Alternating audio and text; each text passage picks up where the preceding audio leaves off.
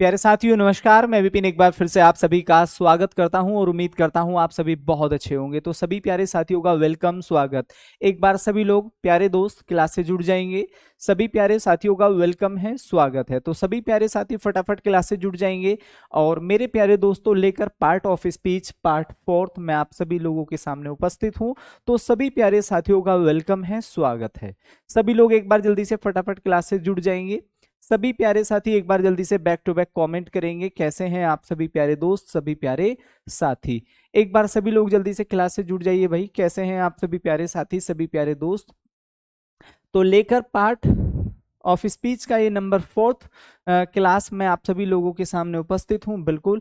तो एक हमने नाउन क्लास के अंदर पढ़ा है, दूसरा हमने, ठीक है भाई, दो हमने नाउन क्लास के अंदर पढ़े और बाकी दो मेरे प्यारे साथियों प्रोनाउन के अंदर हमने पढ़े हैं। तो आप सभी का वेलकम है, स्वागत है। सो दुष्यंत, राधे राधे सर, दिनेश, जय हिंद सर। बाकी लोग भी एक बार जल्दी से फटाफट क्लास से जुड़ जाइए। मेरी आवाज सभी लोगों को आ रही है? सभी प्यारे साथी जल्दी से बैक टू बैक कमेंट करेंगे क्या मेरी आवाज आप सभी लोगों को सही आ रही है? सो साक्षी, राधे राधे भैया, राधे राधे। बाकी लोग भी एक बार जल्दी से कमेंट करेंगे। तो आज देखिए, जैसा कि आप सभी लोगों को मैंने पहले भी बताया है, आज जो हमारी क्लास में टॉपिक होगा दैट इज एडजेक्टिव, राइट। तो एडजेक्टिव आज की क्लास में हम कवर करेंगे। जैसे ही मैं आप लोगों को एडजेक्टिव टॉपिक कंप्लीट करा देता हूं, मतलब आज और कल की क्लास में ही कंप्लीट हो जाएगा, ठीक है। उसके बाद जो मंडे में आप लोगों को क्लास लेकर आने वाला हूं मेरे प्यारे दोस्तों, तो वह बेस्ड होगी कंप्लीट, ठीक है भाई, एमसीक्यू और प्रीवियस ईयर्स। तो उसमें हम लगभग लगभग 100 से 150 क्वेश्चंस की प्रैक्टिस करेंगे, चाहे वो 2 दिन में हो, 1 दिन में हो, ठीक है। उसके बाद फिर मैं बैक टू बैक 2 से 3 क्लासेस आप लोगों को वोकेबलरी की कराने वाला हूं और उसके बाद मेरे प्यारे दोस्तों आगे जो हमारा पार्ट ऑफ स्पीच में टॉपिक्स बचेंगे फिर हम उनको कवर करेंगे, ठीक है। तो परसों की क्लास में, मतलब मंडे की क्लास में जो हम टॉपिक कवर करेंगे मेरे प्यारे दोस्तों, वह हमारा जितना भी अभी तक हमने पढ़ा है उसको हम कंप्लीट एमसीक्यू फॉर्म में यहाँ पर कवर करेंगे, उसको अच्छे से रिवाइज करेंगे। किसी भी व्यक्ति को यहाँ तक कोई भी सजेशन या फिर कोई भी डाउट हो तो आप मुझे कमेंट कर सकते हैं कि भैया ठीक है ये ठीक रहेगा या फलानी बात ठीक रहेगी। हाँ भाई, मनु, लक्ष्मी, संजू, सभी लोग एक बार जल्दी से, निहाल सिंह गुर्जर, जय श्री कृष्णा सर, बाकी लोग भी एक बार जल्दी से फटाफट क्लास में कमेंट करेंगे। क्लियर। तो आज हमारी जो क्लास होने जा रही है दैट इज एडजेक्टिव। मंडे हम लोग, ठीक है, जितना भी अभी तक हमने पढ़ा है 2 डेज हमारी 2 क्लासेस प्रैक्टिस क्लास होंगी। कल मैं इसको एडजेक्टिव को फाइनल करा दूंगा और मंडे में अभी आप लोगों को बोल रहा हूं भाई, ठीक है, क्योंकि बहुत सारे बच्चों के ग्रुप में ये मैसेज होते हैं सर प्रैक्टिस प्रैक्टिस। तो प्रैक्टिस हम मंडे से करेंगे और मंडे में मैं मंडे और ट्यूसडे आप लोगों को 2 दिन कंप्लीट जितना भी अभी तक हमने पढ़ा है उसको मैं प्रैक्टिस कराने वाला हूं, ठीक है। उसके बाद हम आगे वोकेबलरी और उसके बाद फिर आगे की जो पार्ट ऑफ स्पीच की हमारी क्लासेस होंगी उनको हम पढ़ेंगे, ठीक है। तो यहां तक डन है सभी को? किसी को कोई भी डाउट? तो आज हम पढ़ने जा रहे हैं सर एडजेक्टिव क्या होता है। अभी तक हम लोगों ने पढ़ा है मेरे भाई कि नाउन, नाउन क्या होता है, बेसिकली हम जो भी आंखों से हमें दिखाई दे रहा है वह वस्तु, व्यक्ति, स्थान, ठीक है, और जिस भी चीज को हम फील करते हैं वह सभी मेरे प्यारे दोस्त नाउन होता है। अब नाउन की जो विशेषता बताता है, नाउन और प्रोनाउन की जो विशेषता बताता है मेरे प्यारे दोस्त, वह एडजेक्टिव होता है। एडजेक्टिव को हम कैसे समझेंगे मेरे प्यारे दोस्तों? It count the quality of noun और प्रोनाउन। तो यह किसकी क्वालिटी को डिनोट करता है? नाउन और प्रोनाउन की क्वालिटी को बताता है। अच्छा है, बुरा है, बेकार है, महंगा है, सस्ता है, ठीक है, मोटा है, सस्ता है, जो भी है वो सारी चीजें एडजेक्टिव के अंदर आती हैं। तो सबसे पहले हम ये समझेंगे कि भाई एडजेक्टिव होता क्या है, उसके बाद फिर हम इसके पार्ट पढ़ेंगे। कैसे? मैंने यहाँ पर एक एग्जाम्पल लिखा, मैंने यहाँ पर लिखा he is a good boy, he is a good boy. मैंने यहां पर कहा I am, I am fine, ठीक है। मैंने यहां पर लिखा यू आर रिच। मैंने यहाँ पर लिखा, एक और एग्जाम्पल समझिए मेरे प्यारे दोस्तों, मैंने यहाँ पर लिखा next example, Ram is happy today. ठीक है, तो अब देर आर 4 सेंटेंसेस। सर पहले पार्ट, बेटा पार्ट ऑफ स्पीच ना अभी बहुत क्लासेस होंगी पार्ट ऑफ स्पीच में, अभी तो देखिए आप लोगों के कंजक्शन रह जाएंगे, एडवर्ब रह जाएगी, और भी एक दो टॉपिक होते हैं वो भी एड पार्ट ऑफ स्पीच के अंदर आएंगे, तो वो थोड़ा लंबा खिंच जाएगी क्लास। ठीक है, तो हम ये चाह रहे हैं, या मैं ये चाह रहा हूँ, बाकी आप मुझे सजेस्ट करिए। ठीक है, चूंकि देखो कैसा आप कवर कर सकते हैं कि सर जितना पढ़ा है पहले इसकी एक बार प्रैक्टिस हो जाए, इसकी प्रैक्टिस हो जाएगी तो एटलीस्ट हमने जो चीज़ें पहले पढ़ रखी हैं या हम इससे पहले जो सीख कर आज आ गए हैं उनकी एक बार हमें रिवाइज भी हो जाएगा वो सारी बातें, और उनकी एक बार प्रैक्टिस भी हो जाएगी, तो वो सारी चीज़ें हमें अच्छे से मेमोराइज हो जाएंगी। अगर हम बहुत सारे टॉपिक्स को एक साथ रिवाइज करेंगे तो सर बहुत सारी चीज़ें हमारे दिमाग से कलेप्स हो जाती हैं, दिमाग से निकल जाती हैं। ठीक है, तो बाकी जैसा आप सजेस्ट करो, मैं बिल्कुल पढ़ाने के लिए एज इट इज़ तैयार हूँ। आपको लग रहा है नहीं भैया पहले सारे पार्ट ऑफ स्पीच पढ़ा दो, तो मैं मंडे आप लोगों को पहले बीच में 2 वोकेबलरी की क्लास पढ़ाऊंगा, उसके बाद फिर मैं back to back part of speech पढ़ाकर, ठीक है, फिर आप लोगों को कंबाइंड एक्सरसाइज कराने लगूंगा 1 से 2 से 3 से 4 दिन। ठीक है, बाकी जैसा आप पढ़ना चाहते हो मैं बिल्कुल आप लोगों को उसी वे में उसी तरीके से पढ़ाने के लिए बिल्कुल रेडी खड़ा हूं मेरे भाई। ठीक है, कोई डाउट तो नहीं है यहाँ तक? जैसा भी डाउट हो, जैसा भी सजेशन हो, आप मुझे बता दीजिए कि सर भैया ऐसे पढ़ा दो। ठीक है, मैं बिल्कुल आप लोगों को सजेशन दिया करो। देखो ये क्या है सर, यहाँ पर नाउन है, बोए क्या है, नाउन है, नाउन की विशेषता कौन सा शब्द बता रहा है, गुड, तो ये क्या बन जाएगा सर, ये एडजेक्टिव बन जाएगा।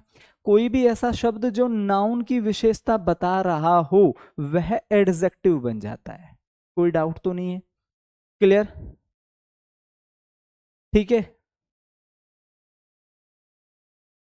हाँ भाई राहुल, वही मैं बोल रहा हूँ कि आप लोगों को मेरे प्यारे दोस्तों, भाई देखो रोकी ऐसा है, विशेषण मेरे को हिंदी में थोड़ा सा ये चीजें नहीं आती क्योंकि I am a teacher of English.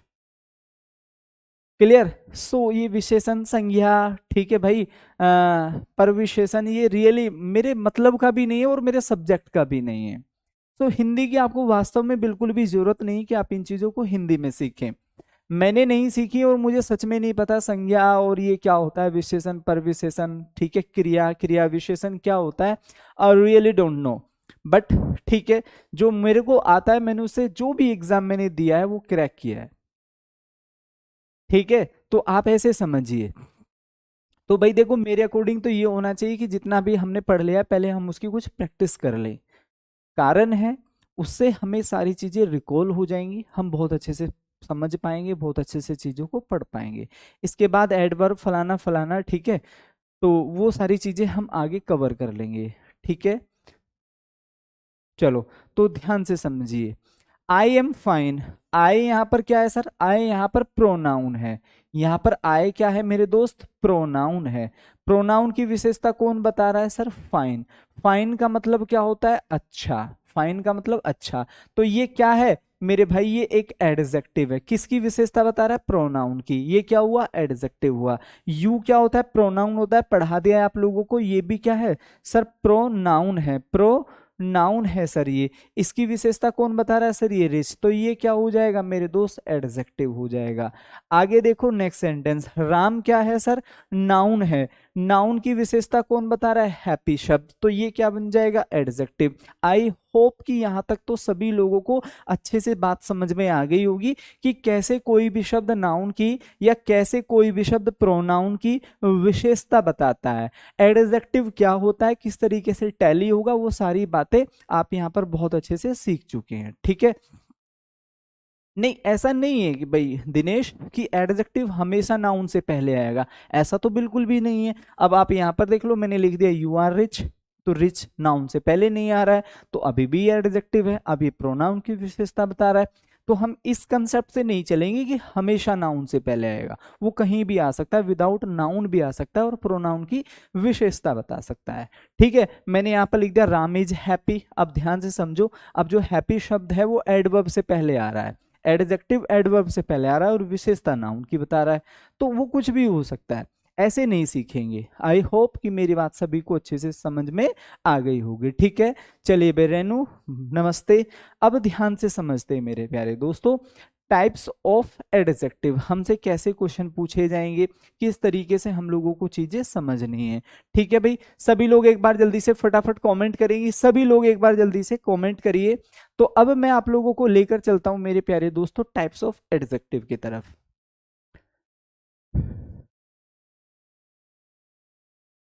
Types of adjective, चूंकि हमें जो क्वेश्चंस बनेंगे वो यहीं से बनेंगे। पहला, जरा ध्यान से समझिए, पहला क्या होता है, एडजेक्टिव ऑफ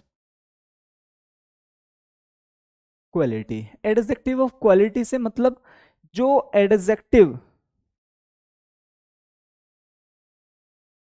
ठीक है, जो एडजेक्टिव मेरे प्यारे दोस्तों किसी नाउन या प्रोनाउन के गुण को दर्शाए। अब इसमें जरूरी नहीं है कि आपको हमेशा गुण ही बताया जाता है, ठीक है, आप इसको ये भी समझ सकते हैं कि कोई भी शब्द जो किसी के अवगुण को भी बताए वह भी क्वालिटी में ही आता है। भाई किसी के पास तो गुण है, किसी के पास अवगुण है, अवगुण भी तो उसकी एक क्वालिटी है कि भाई ये क्वालिटी कैसा ले रहा है, अवगुण, ये कैसा क्वालिटी ले रहा है, गुण वाला। अच्छा ठीक है, तो इसमें क्या होता है, ध्यान से एग्जाम्पल समझेंगे।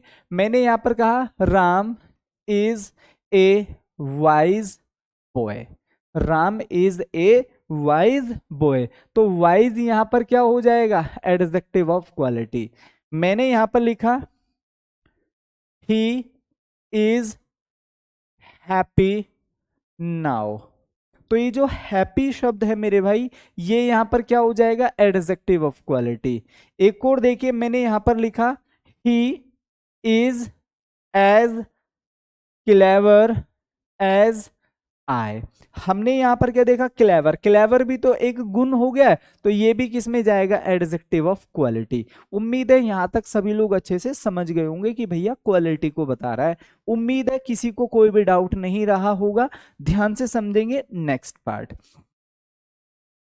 Adjective of quantity. Adjective of quantity, adjective of quantity क्या होता है, इसमें ऐसे शब्द आते हैं जो किसी भी नाउन की मात्रा को बताते हैं। क्लियर, जैसे कि मैं यहां पर क्या लिख सकता हूं, ध्यान से समझिए, हम इसमें क्या लिख सकते हैं, सम लिख सकते हैं, क्या लिख सकते हैं सर, फ्यू, हम इसमें क्या लिख सकते हैं, लिटिल, हम इसमें क्या लिख सकते हैं, मच, हम इसमें क्या लिख सकते हैं, मोर लिख सकते हैं। तो ये सभी क्या होते हैं मेरे प्यारे दोस्तों, एडजेक्टिव ऑफ क्वांटिटी होते हैं सर, मात्रा। ठीक है, आई होप कि मेरी बात सभी लोगों को अच्छे से समझ में आ गई होंगी। ठीक है भैया, ध्यान से समझिए, मैंने यहां पर कहा, मैंने एक एग्जाम्पल यहां पर लिखा, I have some pens for you. तो हम यहां पर देखेंगे कि भाई जो पेन है वो क्या है, नाउन। पेन की विशेषता कौन बता रहा है सर, ये सम, सम का मतलब क्या होता है सर, कुछ, तो ये क्या बन गया मेरे दोस्त, एडजेक्टिव बन गया है। उम्मीद है मेरी बात सभी लोगों को अच्छे से समझ में आ गई होंगी, और ऐसा नहीं कि वहां कोई आपको बहुत हाई लेवल के क्वेश्चंस देखने को मिलेंगे, कतई नहीं, बिल्कुल बेसिक बेसिक बातें आपसे पूछेगा, बेसिक बेसिक बातें ही आपके एग्जाम में टैली होती हैं। ठीक है, एक और एग्जाम्पल समझिए, they have much money to spend over it, ये लिखा हुआ है। अब इसको जरा ध्यान से समझेंगे, क्या लिखा हुआ है सर, मच, मच का मतलब क्या होता है मेरे दोस्त, अधिक होता है। मच का मतलब क्या होगा, अधिक। ये क्या है सर, ये क्या है मेरे दोस्त, नाउन है, ये क्या है, नाउन है। नाउन की विशेषता कौन बता रहा है मेरे प्यारे दोस्त, मच बता रहा है। नाउन की विशेषता कौन बता रहा है सर? मेरे भाई मच बता रहा है। उम्मीद है मेरी बात सभी लोगों को अच्छे से समझ में आ गई होगी, यहां तक किसी भी व्यक्ति को कोई डाउट? तो ये क्या हो जाएगा? एडजेक्टिव। कौन सा एडजेक्टिव? जो मात्रा को बताए, एडजेक्टिव ऑफ क्वांटिटी। क्लियर है सभी को? ऐसे ही सेंटेंस आपको आएंगे, मैं दिखा देता हूं आपको किस तरीके के क्वेश्चंस पुट किए जाते हैं दोस्तों।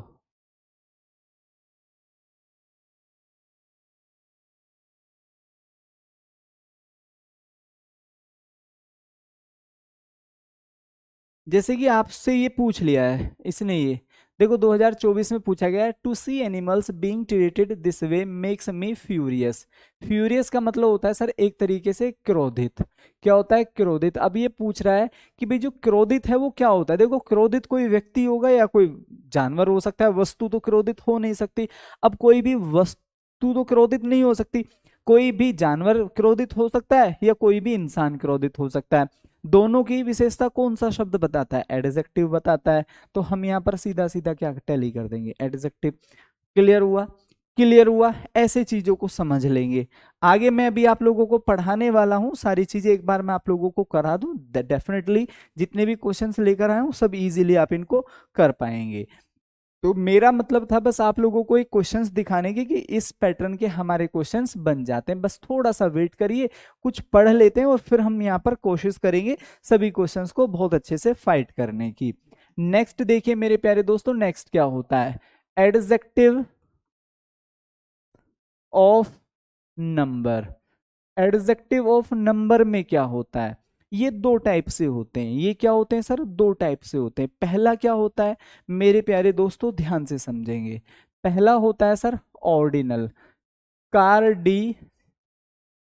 Cardinal number. कार्डिनल नंबर में क्या होता है? ध्यान से समझिए। कार्डिनल नंबर में आता है सर 1 2 3 4 5, ठीक है, इस तरीके से इनफाइनाइट। ठीक है, चले जाएंगे चले जाएंगे, नंबर आगे बढ़े जाएंगे। तो इन नंबर्स को हम क्या बोलते हैं सर? कार्डिनल। दूसरा क्या होता है मेरे दोस्त? दूसरा होता है यहाँ पर ordinal. Ordinal number. Ordinal number में हम क्या समझते हैं? जो क्रम में हो, जो क्रम में हो। कैसे? हमने यहां पर पढ़ा सर फर्स्ट, सेकंड, थर्ड,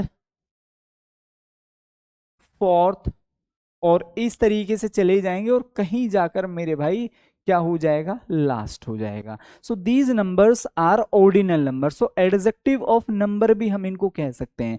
अगर कहीं पर मैं ये लिख दूं he reads in the first class और आपसे पूछ ले फर्स्ट क्या है, तो वहां पर अगर खाली एडजेक्टिव लिखा आ रहा है ना ऑप्शंस में, तो ये एडजेक्टिव है। ये क्या है? एडजेक्टिव। लेकिन बिल्कुल डिटेल में जाके पूछे कि कौन सा एडजेक्टिव है, तो डेमोन्स्ट्रेटिव, सॉरी, आप यहाँ पर बोलेंगे मेरे भाई ऑर्डिनल, ऑर्डिनल एडजेक्टिव।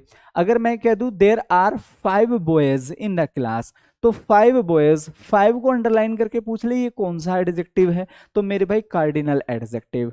या फिर आपसे खाली ये पूछे कि ये क्या है? नाउन है, प्रोनाउन है, एडजेक्टिव है, तो सर एडजेक्टिव है। डिपेंड करेगा ऑप्शंस में क्या दे रखा है।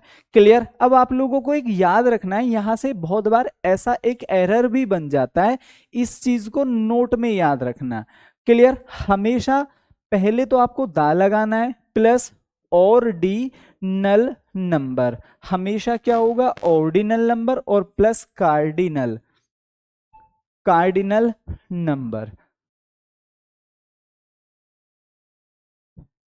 ये हमारा सीक्वेंस होता है कि किसी सेंटेंस में यदि दोनों नंबर हमें लिखकर एक साथ दे दे, एक ही सेंटेंस में दे दे, तो हम कौन से नंबर को पहले लिखें? कार्डिनल को पहले लिखें या ऑर्डिनल को पहले लिखें? यहां से भी हमसे एरर पूछ लेता है। फॉर एग्जाम्पल समझिए, मैंने यहां पर लिखा the 5 first students are from Delhi. पहले जो ये 5 विद्यार्थी हैं वो दिल्ली से आए हैं। वो कहां से आए हैं सर? दिल्ली से आए हैं, ऐसा यहां पर लिखा हुआ है। अब हम लोगों ने एक छोटी सी बात पढ़ी है, ये यहां पर लिखा हुआ है दैट इज बी और दैट इज सी। तो भैया हमने क्या देखा रही है, तो गलत सीक्वेंस हो गया है। तो हमें यहां पर क्या करना होगा? The five sorry the first five, ये हम लोगों का राइट आंसर बन जाएगा। उम्मीद है मेरी बात यहां तक सभी लोगों को बड़े अच्छे से समझ में आ गई होगी। किसी भी व्यक्ति को कोई भी डाउट हो आप मुझे कमेंट करिए, सर ये बात समझ में नहीं आई। मैं आप लोगों को ये श्योर करता हूं कि हमेशा जो क्वेश्चन आएंगे आप लोगों से पार्ट ऑफ स्पीच में वो केवल बेस्ड होंगे इन्हीं बातों के ऊपर। आगे देखिए सर, नेक्स्ट क्वेश्चन क्या बनता है, demonstrative adjective. Demonstrative adjective. Demonstrative adjective क्या होता है? डेमोन्स्ट्रेटिव प्रोनाउन पढ़ाया था। डेमोन्स्ट्रेटिव प्रोनाउन में मैंने आप लोगों को पढ़ाया था दिस दैट दीज दोज। क्या पढ़ाया था sir? This that these those. तो समझिए इसमें भी सेम वही शब्द होते हैं, दिस दैट दीज और दोज। हिंदी आप लोगों को पता है, जब हम इनके साथ एडजेक्टिव की बात करते हैं तो इनके साथ हमेशा एक नाउन होगा plus is, am are, was were जो भी हो, तो फिर ये सीक्वेंस बनता है।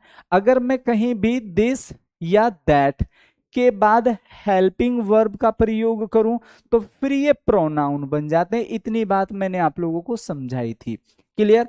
अगर मैं यहां पर लिखता हूं दिस इज माई कार तो दिस यहां पर प्रोनाउन बन जाएगा, और मैं लिखूं दिस कार इज माइन तो फिर यहां पर ये एडजेक्टिव बन जाएगा। ये छोटी छोटी बातें हैं जो आप लोगों को फोकस करनी है। एग्जाम्पल के तौर पर समझिए, मैंने यहां पर लिखा these boys are not playing well. Next, this car belongs to me.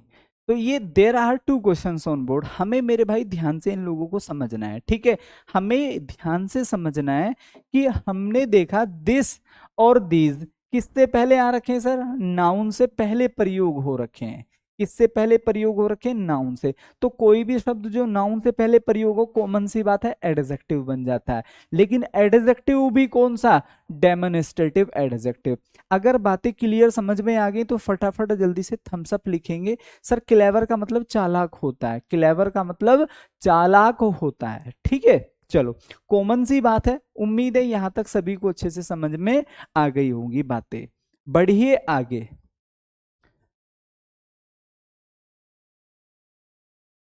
Possessive adjective.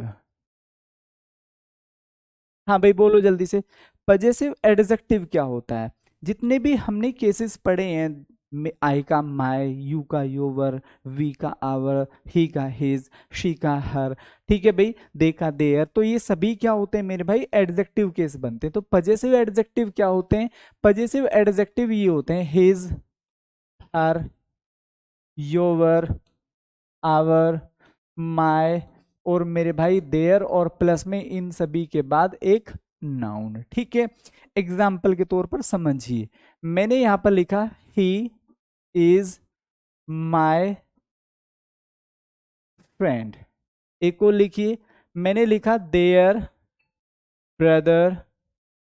There brother is doing BTech. Their brother is doing BTech. Sir ji adjective का हिंदी मीनिंग क्या होता है? सरोज भाई, एडजेक्टिव की हिंदी मीनिंग की रियली मैं आपको लिखकर बता रहा हूं, कोई जरूरत नहीं आपको हिंदी में इस चीज को सीखने की, क्लियर? कारण है क्योंकि वो आपसे इसकी हिंदी बिल्कुल नहीं पूछेगा। मुझे नहीं आती है, आप बताइए, I am the teacher of English and I am saying there are lots of words in Hindi, really I don't know in grammar, लेकिन मुझे कभी उनकी जरूरत ही नहीं पड़ी। कारण अब देखो, सीखने के लिए तो कुछ भी सीख सकते हैं आप, क्लियर? जानकारी, मैं ये नहीं कह रहा जानकारी जुटाना गलत बात है, लेकिन सही जानकारी जो काम की है वो जानना हमारा मेन पर्पस होना चाहिए, ठीक है? चूंकि कारण है, अगर हम सारी चीजों को ही जानने में लग गए फिर तो भाई हमारा भी तो एक दिमाग है, वो अननेसेसरी चीजों से भर जाएगा, जैसे फोन भर जाता है हमारा, ठीक है? तो डेमोन्स्ट्रेटिव का मतलब संकेतवाचक होता है, जहां हम संकेत कर कर बोल रहे हो ये लड़कियां, वे लड़के, यह कुर्सी, वह कुर्सी, ठीक है, ये सभी डेमोन्स्ट्रेटिव होते हैं, संकेतवाचक बोलते हैं इनको। लेकिन क्या ही जरूरत, जब वहां हिंदी आएगी ही नहीं तो वाई वी आर बहुत ज्यादा जरूरी होता है। अगर आप आज भविष्य में कुछ बेहतर बनना चाहते हैं तो आपको अपनी ओल्ड हैबिट्स को छोड़ना पड़ेगा। आपको लगता है भाई मैं ओल्ड हैबिट भी नहीं छोड़ना चाहता, मैं खुद को बिल्कुल भी, खुद के माइंड सेट को बिल्कुल भी बदलना नहीं चाहता, मैं जैसा हूं पिछले साल वैसा ही मैं इस साल रहूंगा, जैसी मेरी मानसिकता पिछले साल थी वैसे ही आज भी है और अगले साल भी मैं ऐसे ही रखूंगा। तो दोस्तों, बीइंग योर टीचर, मैं आप लोगों को एक सही सलाह दे रहा हूं कि हर महीने हमारा पढ़ाई को लेकर परस्पेक्टिव बदलना चाहिए। अगर वो नहीं बदल रहा है तो इसका मतलब हमारी ग्रोथ केवल हमारे हिसाब से हो रही है, कंपटीशन के हिसाब से हम ग्रोथ नहीं कर रहे। ठीक है, तो अगर हमें लगता हाँ सर पहले तो मुझे ये नहीं आता था मैंने ये सीख लिया, भाई ये ग्रोथ नहीं है, this is not called, this is not growth. Growth ये है कि जितना आप पिछले साल सोच रहे थे या फिर पिछले 4 महीने पहले सोच रहे थे वो आज आप नहीं सोचते, उससे कुछ बेहतर और शानदार और 2 कदम आगे का आप सोच कर चलते हैं। हम आज इंग्लिश सीखना चाहते हैं, हम इंग्लिश को 75 क्वेश्चन, हम ग्रुप में बहुत बार बोलते हैं कि सर 75 क्वेश्चन आएंगे, हम क्या कर रहे हैं। हम हिंदी नहीं छोड़ना चाह रहे, उन उस हिंदी को मेरे प्यारे दोस्तों, जो उन शब्दों की हिंदी को जो हमारे एग्जाम में नहीं आएगी, हमसे पूछी नहीं जाएगी, तो हम बदल कहाँ रहे हैं। जब आप खुद ही नहीं बदलना चाह रहे तो मैं कितनी भी मेहनत कर लूं आप नहीं बदल सकते।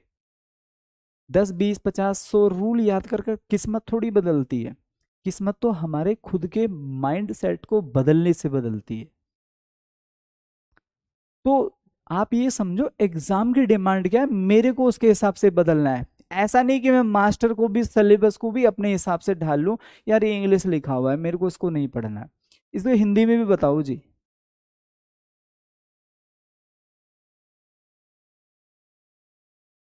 ठीक है, हम बदलना ही नहीं चाहते, हम तो वैसा ही सीखना चाहते हैं जैसा हम सीखना चाहते हैं, हम अपने हिसाब से पढ़ना चाहते हैं। ऐसा ही है कि नहीं है रमाकांत? हम चाहते हैं कि बस हमें हमारे हिसाब से पढ़ाओ। मैं 10 रूल समझूंगा तो 10 ही समझूंगा, 11वां आप समझाओगे तो सर मेरे को दिक्कत हो जाएगी। विक्रम, कोमल, ऐसा ही है अनिल। तो देखिए, if you want to be the best one you have to, ठीक है भाई, एनालिसिस आपको करना होगा कि कैसे मैं एडवांस बन सकता हूं। ठीक है, हम गांव देहात में बैठकर पढ़ते हैं, हम उन दोस्तों से बात करते हैं जिनका जो माइंड का पर्सपेक्टिव है वो बहुत वाइड नहीं है। लेकिन जब हम सिटी में जाते हैं तो कोई ऐसा बच्चा जिसके माता पिता बहुत अच्छे लेवल पर सफल हैं, उस बच्चे का माइंड सेट, एप्टीट्यूड वो बहुत वाइड होता है, वो तुरंत एक ही साल में एक ही बार में सिलेक्शन निकाल देता है। कारण क्या है? मेहनत आपने भी की, उसने भी की, उसने उन चीजों को पढ़ा जो पॉइंट टू पॉइंट एग्जाम में टैली हो रही हैं। उसको पता था क्या नहीं पढ़ना है और क्या पढ़ना है। आप लोग उस चीज को भी ढो रहे हैं जो नहीं पढ़नी है। तो मेरे भाई सुधर जाओ, मेहनत करो। क्या जरूरत है हिंदी पढ़ने की? बताओ तुम्हें कहाँ आएगी ये हिंदी? एडजेक्टिव की हिंदी क्या होती है? एक भी क्वेश्चन लाकर दिखाओ। हिंदी में हो सकता है कि आपसे पूछा जा रहा हो, फिर वो हिंदी वाले सर बताएंगे, मैडम बताएंगी।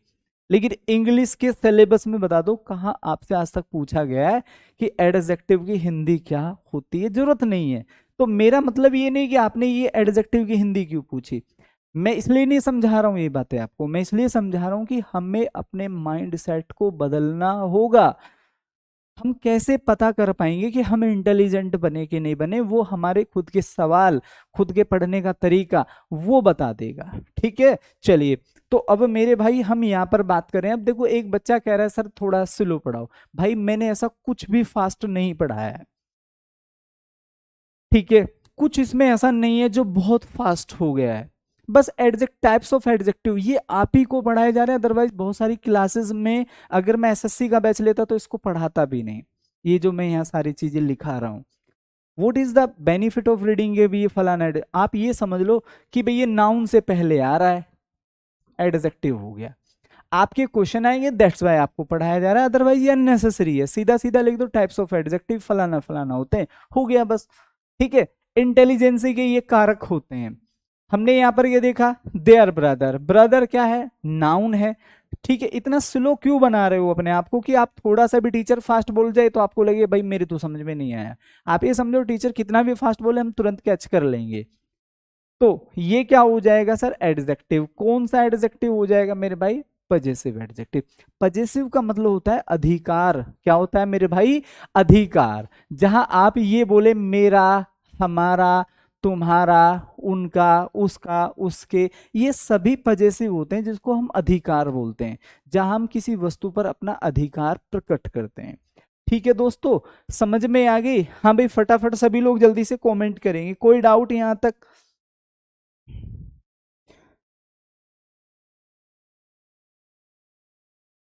सभी लोग जल्दी से कमेंट करिए, किसी को यहां तक कोई डाउट। चलिए आगे बढ़ते हैं थोड़ा सा।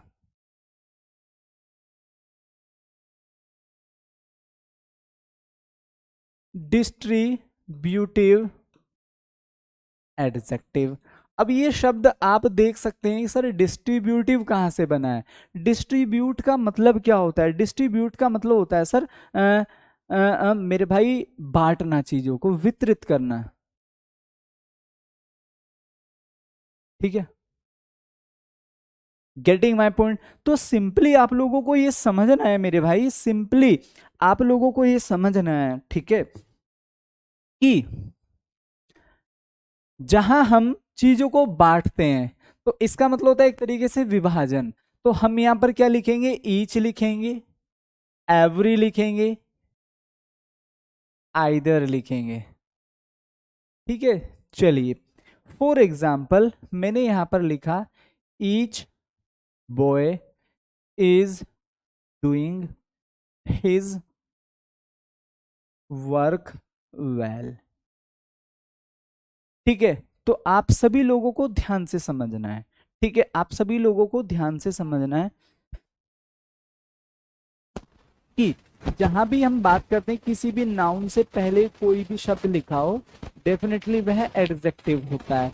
लेकिन चूंकि हमसे वो इतनी बात तो नहीं पूछेगा कि बताओ ये एडजेक्टिव है या फिर एडवर्ब। मोस्टली हमसे वो ये भी पूछ लेता है कि भाई ये कौन सा एडजेक्टिव है।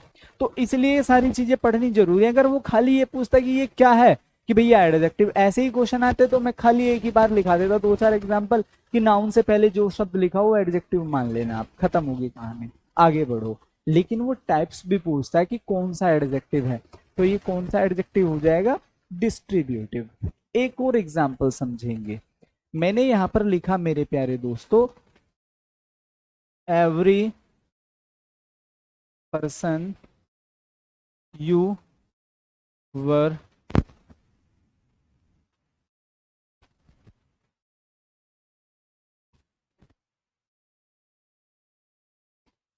you taught was my friend। Clear. अब आपसे ये भी पूछ लेगा, ऐसे भी क्वेश्चन आ जाते हैं कि बताओ भैया इसमें कितने एडजेक्टिव हैं, ये एडजेक्टिव हो गया, ये एडजेक्टिव हो गया, दो एडजेक्टिव हो गए। आपसे अंडरलाइन करके ये पूछ लेगा कि भैया ये जो एवरी है ये क्या है। तो हम वहां पर क्या कहेंगे, सर जी डिस्ट्रीब्यूटिव एडजेक्टिव। क्या है ये, डिस्ट्रीब्यूटिव एडजेक्टिव। ऐसी भी चीजों को समझ सकते हैं। Getting my point. तो इस तरीके से चीजें हमें पता होनी चाहिए। आगे बढ़ो, इंटेरोगेटिव। फिर कुछ क्वेश्चंस पढ़ते हैं कैसे क्वेश्चंस आए हैं।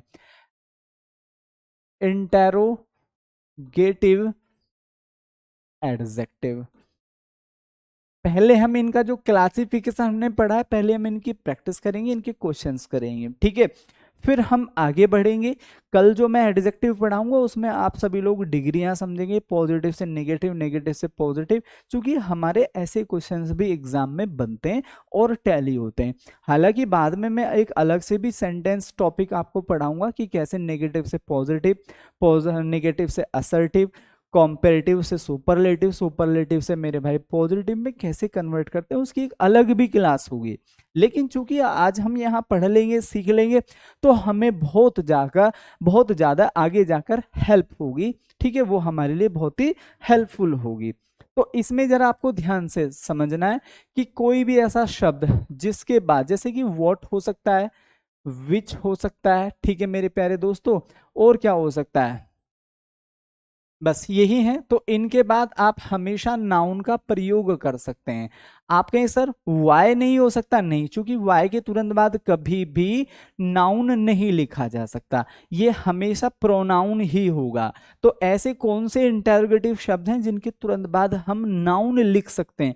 तो ये दो शब्द हैं जिनके बाद, ठीक है, हुज भी हो सकता है, हुज पेरेंट्स, ठीक है, ये भी हो सकता है। तो इनके तुरंत बाद हम नाउन का प्रयोग कर सकते हैं। उदाहरण के तौर पर मैंने यहां पर लिखा what colour do you like most. तो भैया हम यहां पर क्या समझ रहे हैं? हम यहां पर क्या समझ रहे हैं कि भाई ये क्या है, नाउन है, और नाउन की विशेषता कौन बता रहा है? Adjective. But we should know very well, हमें ये पता होना चाहिए कि एडजेक्टिव तो है बट कौन सा। तो फिर हम यहां पर भागेंगे कि भाई ये तो इंटेरोगेटिव है, तो ये क्या बन जाएगा? Interrogative adjective. क्लियर हुआ? आगे देखिए, मैंने यहां पर लिखा which book do you read. ठीक है भैया, हमसे पूछा कि ये जो विच शब्द लिखा हुआ है ये क्या है? एडजेक्टिव है, बट कौन सा एडजेक्टिव है? Interrogative adjective. चीजों को इतने आसान वे में समझना है, आसान वे में पढ़ना है। जितने ये आसान वे में आप लोग कंसेप्ट पढ़ोगे, सीखोगे, समझोगे, उतनी ही चीजें आप लोगों के लिए आसान हो जाएंगी। कोई भी डाउट हो यहां तक मुझे बताइए, नहीं तो एक बार सभी लोग कलेक्टिवली जल्दी से जय हिंद लिखेंगे, फिर मैं आगे बढ़ता हूं। तो कुछ क्वेश्चंस की हम प्रैक्टिस करते हैं, ठीक है, बाकी हम कल पढ़ेंगे। क्योंकि I am not really feeling well, fever है, और अभी ज़्यादा बोलता हूँ तो वॉमिटिंग आती है, ठीक है, तो ऐसा लगता है कि वॉमिटिंग होगी, तो वो मेरे लिए अभी पढ़ाना थोड़ा सा मेरे भाई वो टिपिकल हो रखा है। तो फीवर के कारण वीकनेस है, और भी अभी मतलब completely I am not fine, तो दिक्कतें हैं, बाकी ये जल्दी रिकवरी हो जाएगी। तो आगे हम मेरे भाई मंडे हम जितना भी अभी तक हमने पढ़ा है, ठीक है, किसी को यहाँ तक कोई भी संदेह डाउट हो तो आप मुझे कमेंट कर सकते हैं। देखो ऐसे क्वेश्चन भी आपको एग्जाम में बनते हैं। करेक्ट द फॉलोइंग सेंटेंस, आपसे फॉलोइंग सेंटेंस को करेक्ट करने के लिए बोला जा रहा है, एडजेक्टिव का ही पार्ट है, अभी नहीं पढ़ा है, तो ऐसे क्वेश्चन भी हमारे एग्जाम में बनते हैं, ठीक है, तो इनको भी आगे हम पढ़ेंगे। ऐसे क्वेश्चंस भी हमारे एग्जाम में बनते हैं कि भाई Abdul is as strong as, हमें इसको किस में चेंज करना है मेरे प्यारे दोस्तों? कॉम्पेरेटिव या पॉजिटिव में पूछेगा, तो ये चीजें भी हमें एग्जाम में देखने को मिलती हैं। लेकिन आज हम केवल उन बातों को डिस्कस कर लेते हैं जो हमारे एग्जाम में पूछी जाएंगी। तो ये कह रहा है मेरे प्यारे दोस्तों कि ध्यान से समझिए, ये तो फिर से वही आ गया है।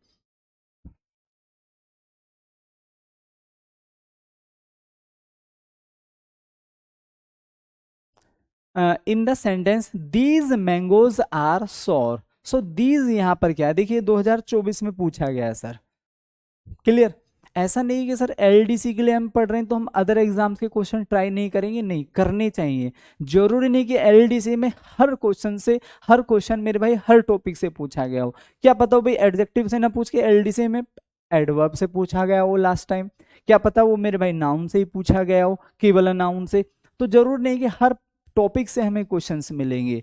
तो ध्यान से समझिए, आज हमने पढ़ा था, आज हमने पढ़ा था कि भाई दीज, दोज, दिस और दैट, ये क्या होते हैं सर? इनके बाद यदि नाउन हमें गिवन हो तो ये क्या बन जाते हैं? डेमोन्स्ट्रेटिव प्रोनाउन बन जाते हैं।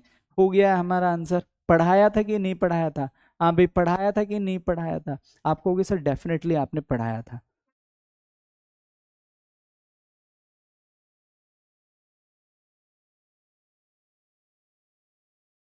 ठीक है भाई रमाकांत, मैं थोड़ा स्लो बोलूंगा, ठीक है, मैं थोड़ा सा रेट ऑफ स्पीच हम इसको बोलते हैं, बोलने की गति, ठीक है, उसको मैं थोड़ा धीमे कर दूंगा, ठीक है दोस्त।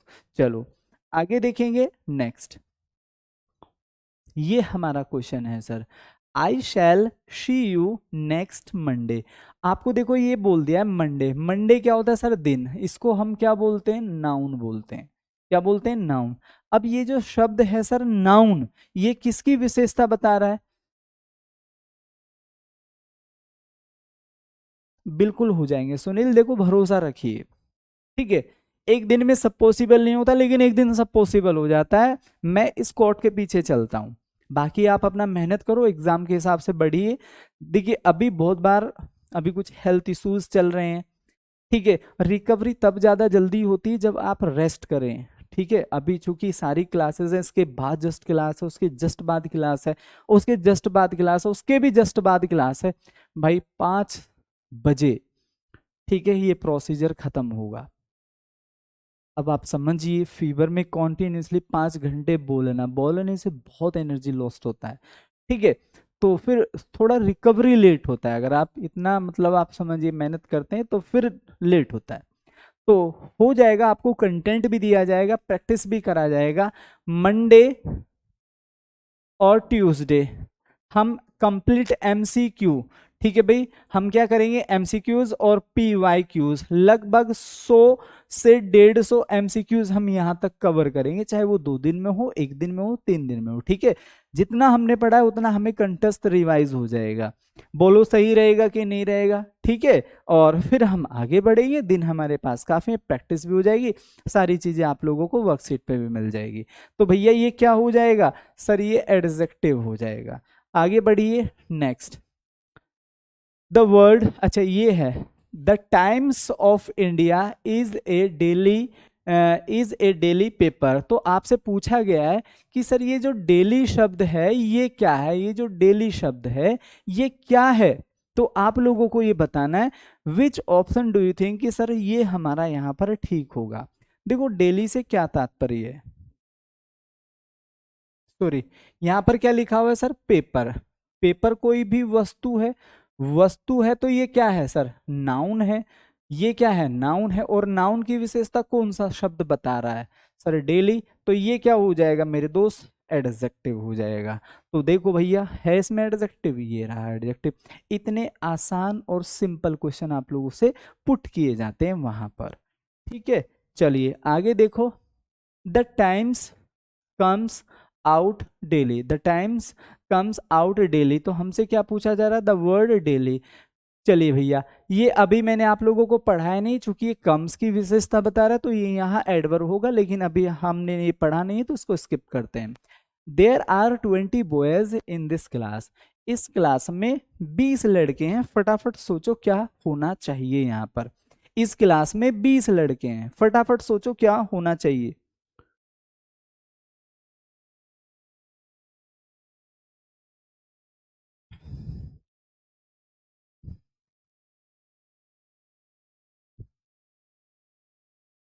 सिंपली समझना है, बॉय क्या है मेरे दोस्त, बॉय नाउन है। बॉयज की यहाँ पर क्या है, नाउन है। नाउन की कोई भी शब्द विशेषता बताता है एडजेक्टिव कहलाता है। अब इतना तो हमें पता है कि भाई ये एडजेक्टिव है, तो खाली देखो हमसे ये पूछ रहा है, हमसे ये भी नहीं पूछ रहा कौन सा एडजेक्टिव है।